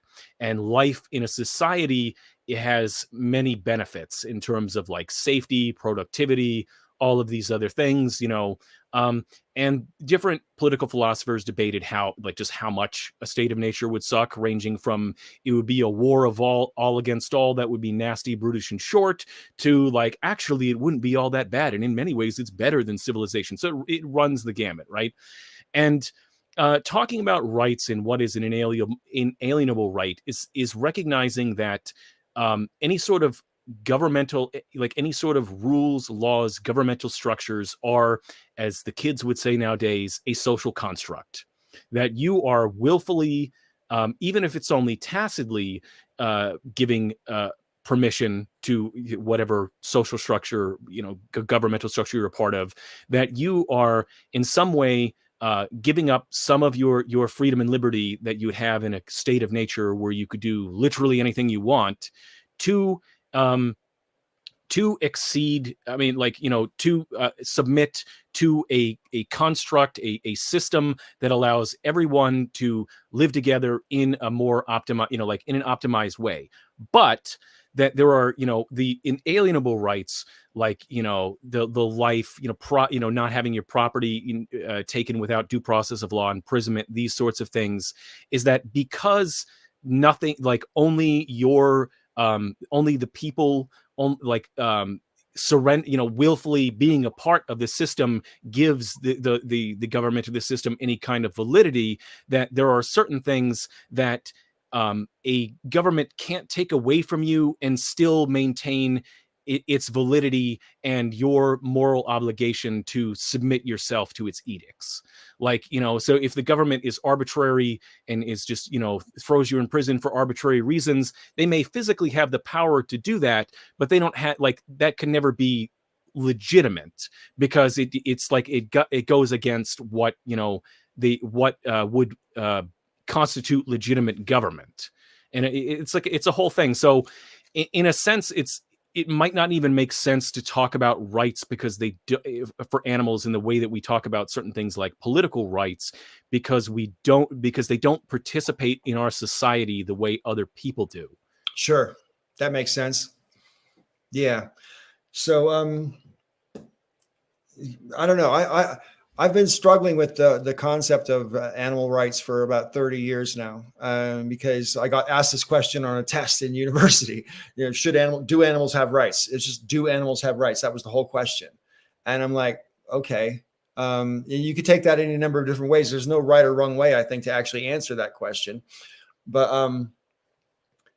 to me, though, rights, the right to own yourself, is the foundation of all rights comes from, I operate me, I'm in charge of me. Right. And I think unless animals can sort of offer us that, they can't, as you say, they can't participate in our system. They can't, but they're victims of us. See, that's the thing, they suffer. A lot of animals, most animals that we encounter, suffer from one way or another by human contact. Obviously lots of animals learn to live amongst us and stuff, but I don't know. It's just an interesting question, and I wanted to ask you a bit about it, because I think it's definitely a complicated question, because when I think about it, on one hand, basically human beings create probably, suffering that's above and beyond what we could compare in other situations in nature. Like if a wolf takes down a deer in the forest and eats it, are we going to say that the wolf has violated the deer's rights? Right. It'd be hard to say that. I think at some level we have to acknowledge that the wolf is a wolf. Wolf is a wolf. A wolf is a wolf, as deer is a deer, and like the predatory, life feeding on life nature of um, of life itself. At the same time, though, that's different than, the way that, say, factory farms operate, and the really unnecessary suffering that we inflict on animals, and the amount that, like, and then we inflict that in suffering because, at least in the United States, and maybe you to, I don't know what you would say about the UK, that we just expect, to be able to have cheap hamburgers at all hours of the day. And, we don't really think where the meat's coming from, Right, right, and, right. that sort of thing. And it's like, in terms of like nutrition and protein, do we absolutely need, a world full of fast food and cheap hamburgers, to maintain our level of nutrition? Probably not. But at the same time, there's socioeconomic things that go into that. So I don't want to say like no one should have McDonald's, because that's it's like there's often no easy answers to this.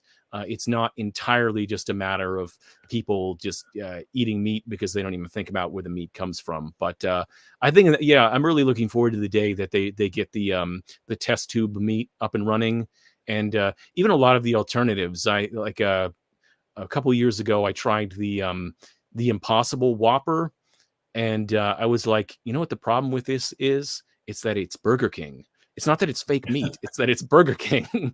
And usually, if I'm gonna like make a hamburger, I'm gonna make some sort of fake meat hamburger. But yeah, I don't think there is easy answers to these sorts of questions. But at Right. the same time, I try to an extent, and no one's perfect, and everyone is an inner hypocrite and that sort of thing.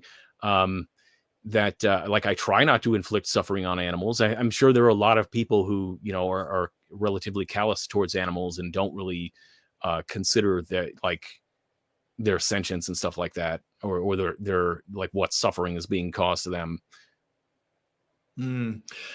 CRV Vegas in the chat asked this question: do natural rights exist?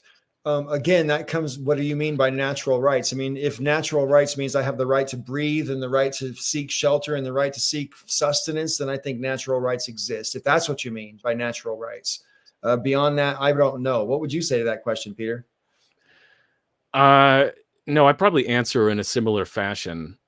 And this is what's interesting about, the right-wing people of say like Brock's persuasion, right? Is that they'll say, if there's no God, then how can we have rights? It's like, I don't think you really understand the concept of rights, really. Like, it's not this mystical, magical thing handed from on high. It's like what you have by default, that you kind of, and like, you're in a transactional relationship with society at large. Right. And like, what, yeah, sure, you can be forced against your will to do things, but that can happen regardless. That doesn't change the abstractions of it. You can be, a totalitarian state can throw you in jail. Like, is that totalitarian state legitimate? No, unless you're saying that your standard for legitimate government is might makes right, or whatever. You were part of a minority group, and the majority all ganged up on you, or whatever. And Right. I could go way into the weeds about that sort of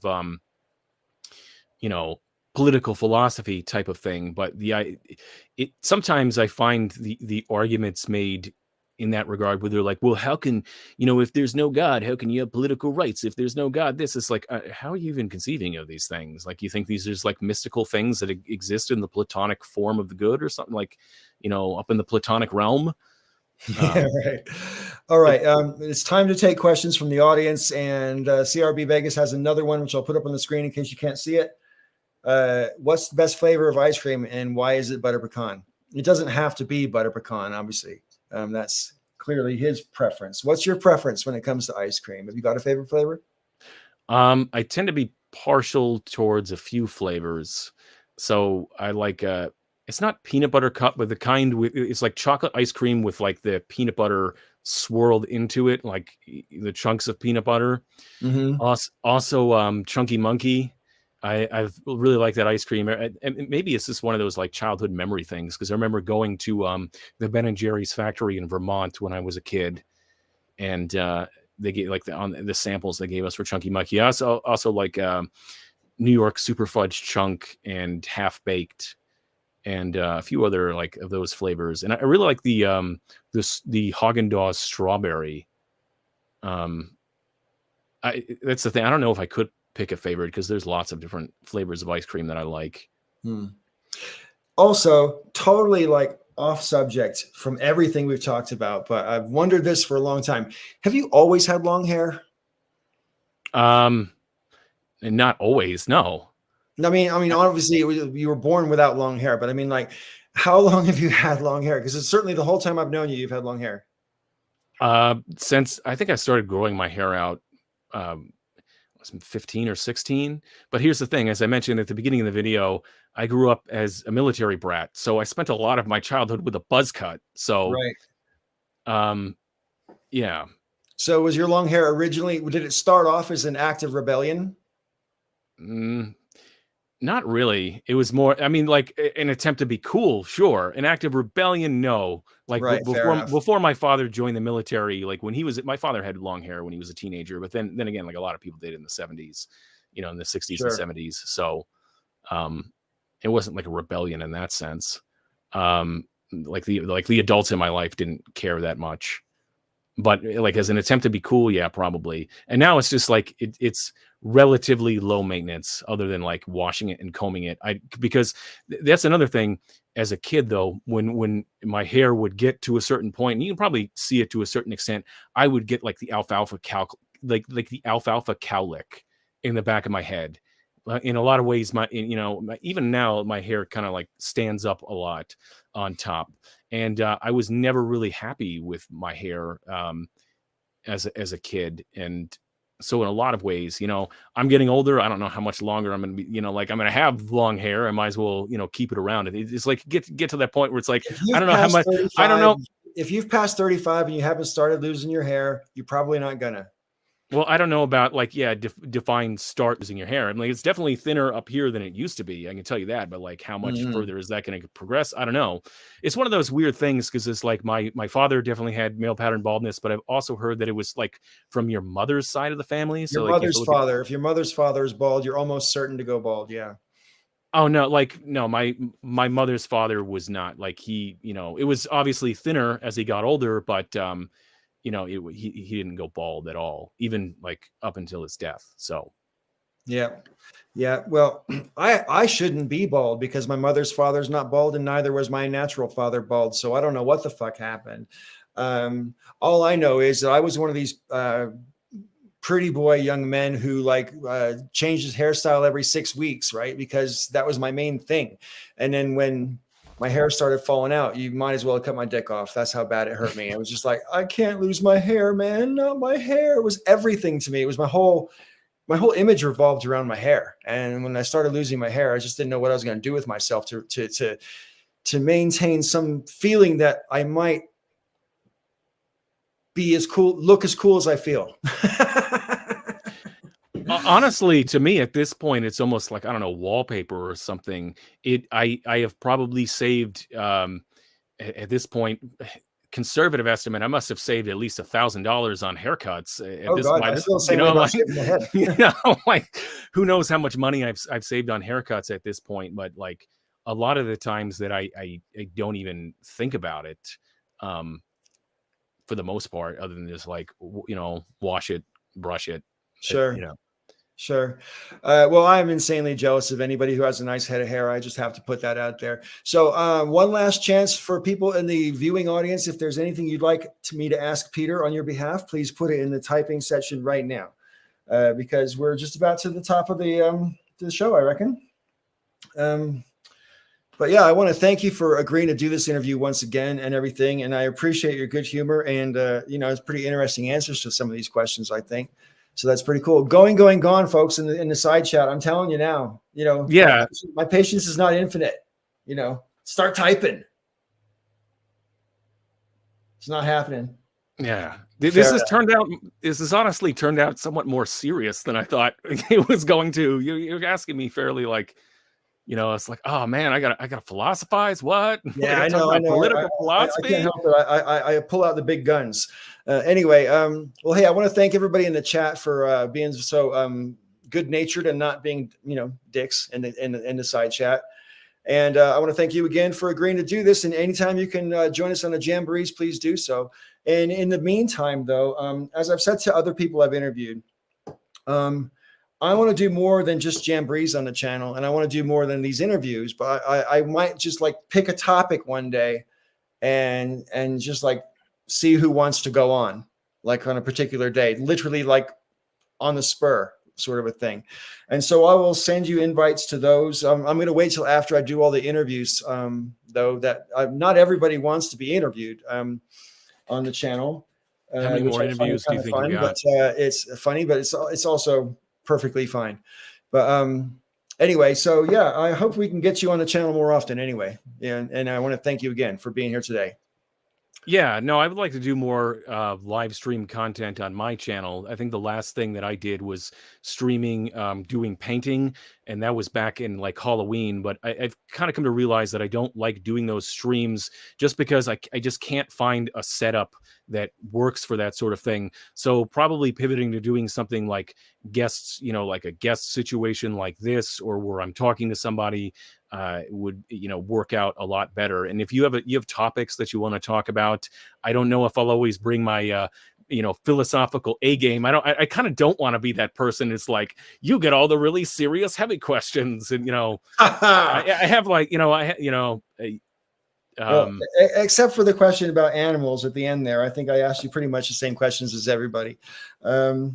But yeah, no, I will send you those invites. But like I say, I want to get these interviews out of the way first. All right, so say goodbye to everybody in the chat, and I'll talk to you in the after show in a second. all right.